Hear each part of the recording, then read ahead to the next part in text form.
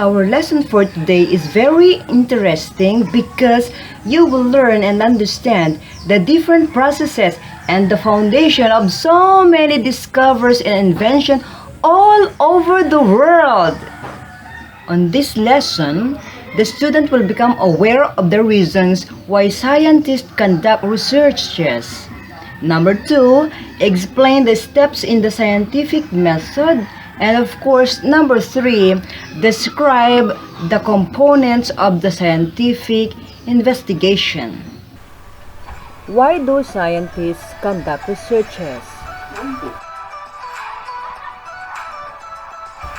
Scientists conduct research for various reasons such as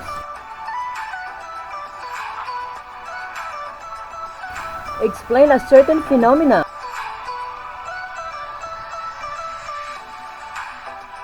solve a problem, improving people's lives through new products, gadgets and processes, or ways of doing things, and discover new concepts and theories in search of truth. Here are some scientists and their contributions. Hello sir, how are you? This is Louis de Guerre. He is the inventor of the first camera in 1839. Hello sir. This is Jesse Reno, the inventor of the escalator in 1892. This is Sir Henry Bessemer. He discovered modern steel in 1868. Can I try this, sir?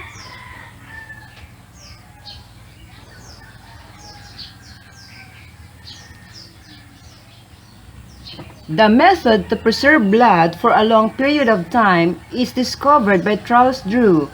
He is also the founder of blood bank. This is Louis Pasteur. He discovered pasteurization. When we say pasteurization, that is the process of killing microorganisms that cause diseases. Idol, how to be you po? This is Albert Einstein, the great scientist. He proposed the theory of relativity in 1905. How to conduct an investigation. Let us learn the scientific method. Identifying the problem, data gathering, hypothesizing, experimenting, stating of the findings, and forming appropriate generalization or conclusion.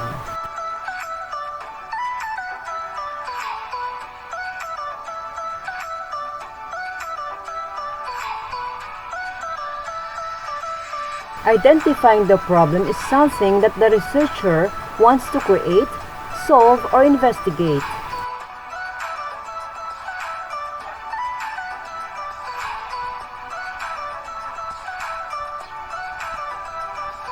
Data gathering is collecting fact or data related to the problem.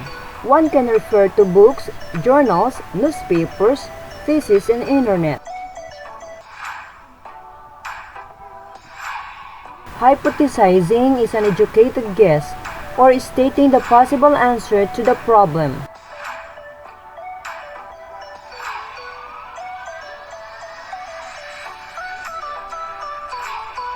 Experimenting is testing the hypothesis.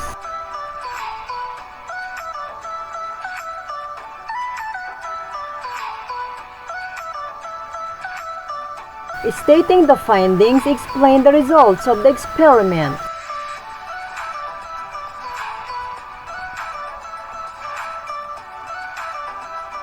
Conclusion is simply the answer to the problem. Those are the processes involved in the scientific method. Now let's check your understanding. In which method does its question belong? Select your answer from the choices written on the side of the screen. How will you analyze and interpret the data?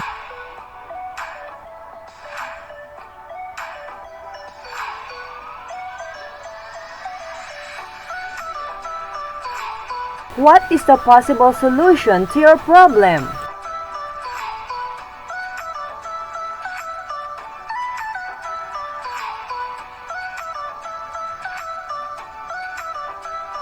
What table or graph did you use to facilitate understanding of the data?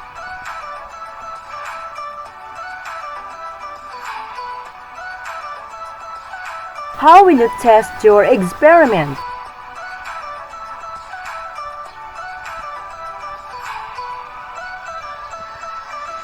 What is the experimental variable, the control?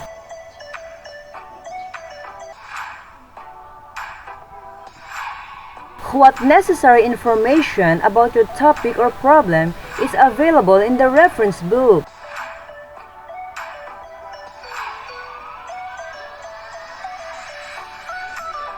What is a possible application of your findings?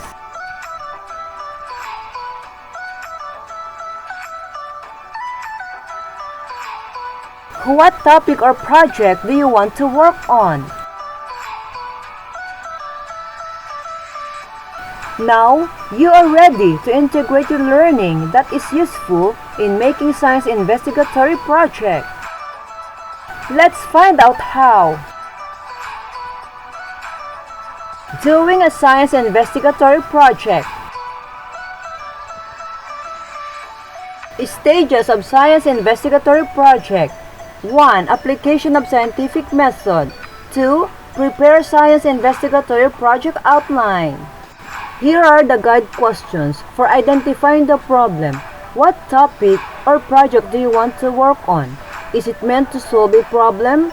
Explain the phenomenon? Produce a new gadget? Produce a new product? Specifically, what questions will your study answer? For data gathering, what necessary information about your topic or problem is available in the reference book? What studies similar to yours have been conducted before? What were the findings of those studies? How does your study differ from each of them?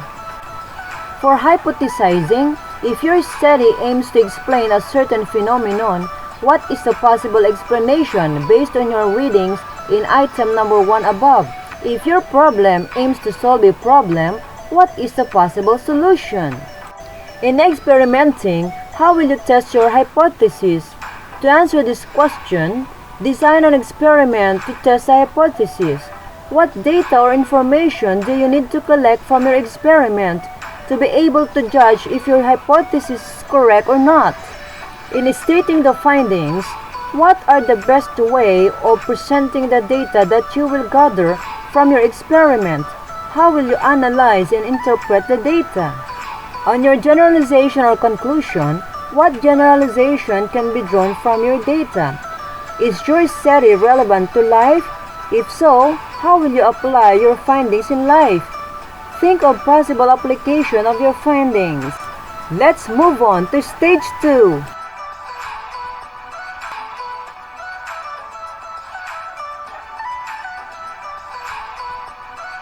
This is now the science investigatory project format. Part 1 is the introduction. It includes background of the study, a statement of the problem, significance of the study, and the scope and limitation of the study. As you can observe, most of the data here is from the problem identification of the scientific method.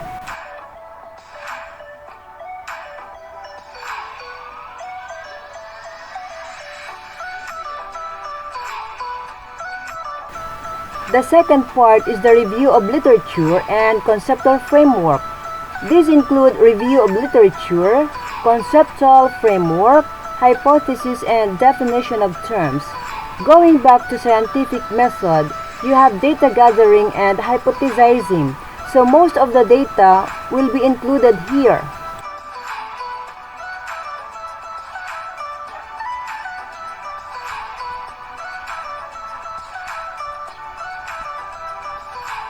The third part is the methodology. Under this, you have to indicate the plan and design of the experiment. You must also include the experimental variable and the control variable. And Do not forget to record and explain the result of your experiment. The next part is the results and findings. Here you have to present the data through graphics such as tables, graphs, and diagrams. You have to facilitate understanding of the data. What do the data imply? And lastly, we have the summary, conclusion, and recommendation. On this part, you have to present the brief summary of Part 1 to Part 4 of your science investigatory project. All the research problem and questions must be answered, and you must indicate also the recommendation to each findings. That's all, class. I hope you learned something and it will become easier for you to make your own science investigatory project in the future. Thank you for watching. See you next time.